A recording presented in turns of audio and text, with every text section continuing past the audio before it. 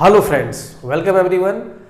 तो बेसिकली आज की क्लास में वी विल मूव फॉरवर्ड और आज हम लोग नेक्स्ट टॉपिक पे मूव करेंगे। और नेक्स्ट टॉपिक क्या है?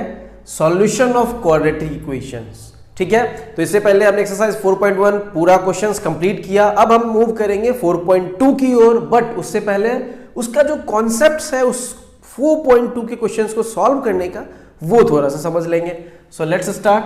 तो हमारा टॉपिक क्या है? Solution of quadratic equation. Okay, तो बेसिकली क्वाड्रेटिक इक्वेशन आप सभी को क्लियर हो गया होगा क्या होता है।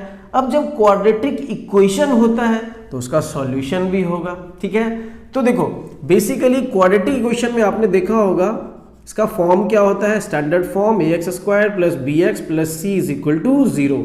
सो this is the standard form. अब इसके वेरिएबल का हाईएस्ट पावर कितना है? अगर मैं हाईएस्ट पावर की बात करूं, so what is the highest power? It is 2।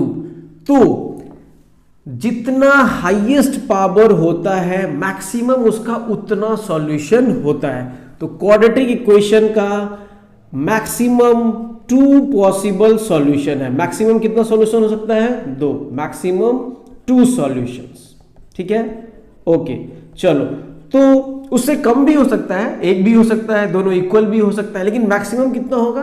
2, क्योंकि पावर कितना है? 2। चलो, तो अब सॉल्यूशन निकालने का 3 तरीका होता है। देखो सॉल्यूशन निकालने का 3 तरीका। पहला तरीका by factorisation, by factorisation method. ठीक है, इसको हम स्प्लिटिंग द मिडिल टर्म भी कहते हैं। ठीक है, स्प्लिटिंग द मिडिल टर्म।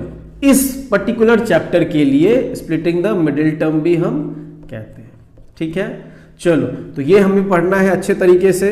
इसको हम पढ़ेंगे अभी थोड़ी देर में, बस तरीका का नाम जान लेते हैं। दूसरा तरीका है bye completing the square, bye completing the square. ये हमारे सिलेबस से हटा दिया गया है तो हम भी अभी के लिए इसको बिल्कुल नहीं पढ़ेंगे।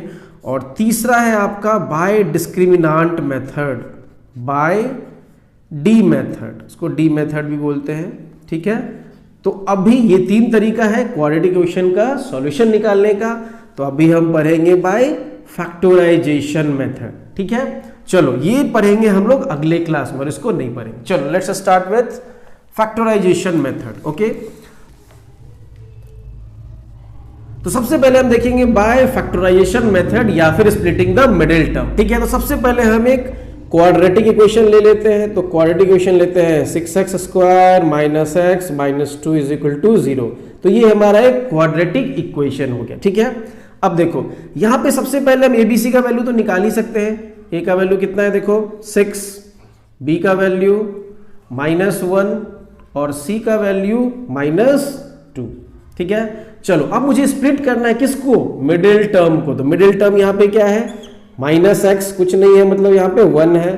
तो 1x को हमें ब्रेक करना है। ब्रेक करना है इन सच अ वे कि 2 कंडीशन फुलफिल होना चाहिए। क्या क्या कंडीशन?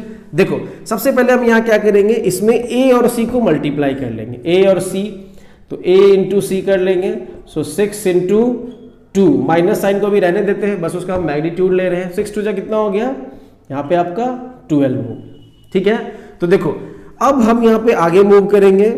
ये जो आपका मिडिल टर्म है मुझे इसको ब्रेक करना है इन सच अ वे कि प्लस माइनस करने पे -x आना चाहिए और उन दोनों नंबर को जो हम ब्रेक करके लिखेंगे उसको मल्टीप्लाई करने पे AC के बराबर आना चाहिए, 12 के बराबर आना चाहिए। ठीक है, तो ये कैसे आएगा?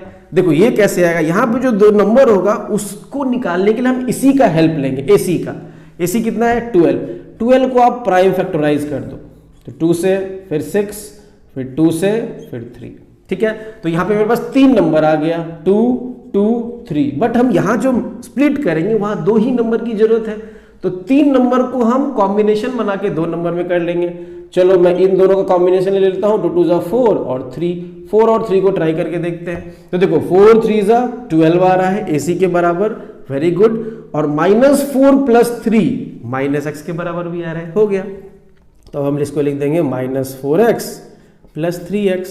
देखो -4 प्लस 3 विल बी -x और 4 3 जा 12, इसी के बराबर आ गया AC। ठीक है, -2 इज इक्वल टू 0।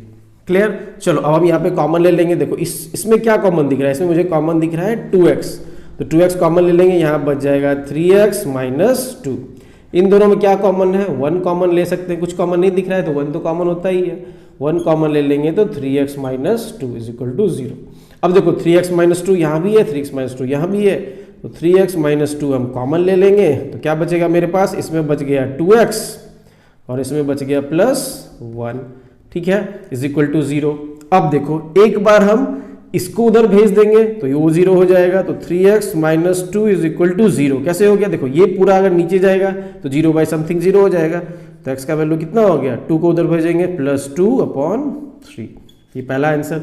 अब क्या करेंगे, इसको उधर भेज देंगे, तो इसको उधर भेजेंगे तो ये क्या हो जाएगा, 2x plus 1 is equal to 0, तो x इज इक्वल टू 1 को उधर भेजेंगे तो माइनस 1/2।